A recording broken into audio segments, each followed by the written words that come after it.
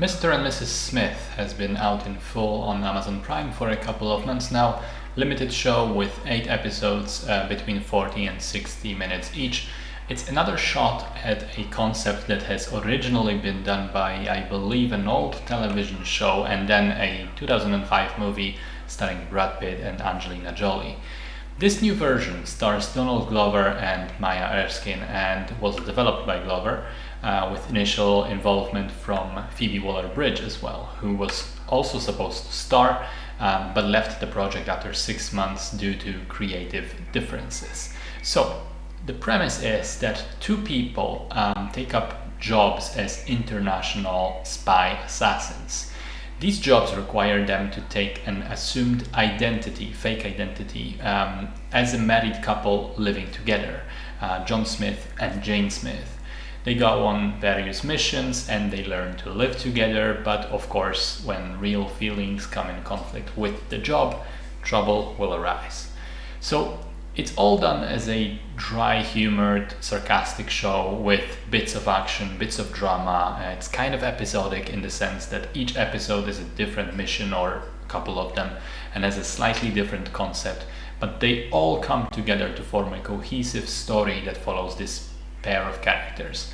Now, I've checked it out mainly because I was curious to finally see what Donald Glover is all about. I mean, there seems to be a lot of hype and respect surrounding him as an artist, whereas I've only really seen him in Community, and he was good, and then like 1 or 2 songs which he did under his rap name Childish Gambino, and this wasn't my jam at all.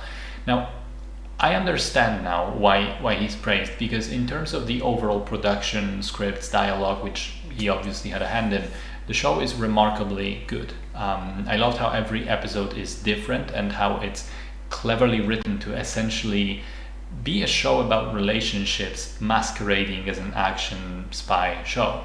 Every mission, every episode touches on some specific facet of being together, often in funny ways. Like there's an episode which discusses having kids, and coincidentally that episode has the main pair babysitting an older guy and protecting him from getting killed, and this guy sort of acts like a giant baby. The writing is also great on the lower level of just pure dialogue. It's smart and witty and feels realistic and down to earth, like something that these characters, these people would really say in these situations.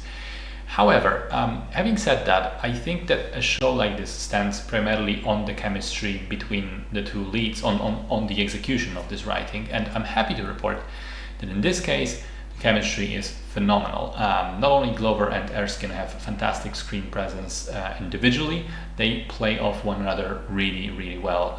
Their interactions, again, feel genuine and real, both when it comes to the serious stuff and the humor.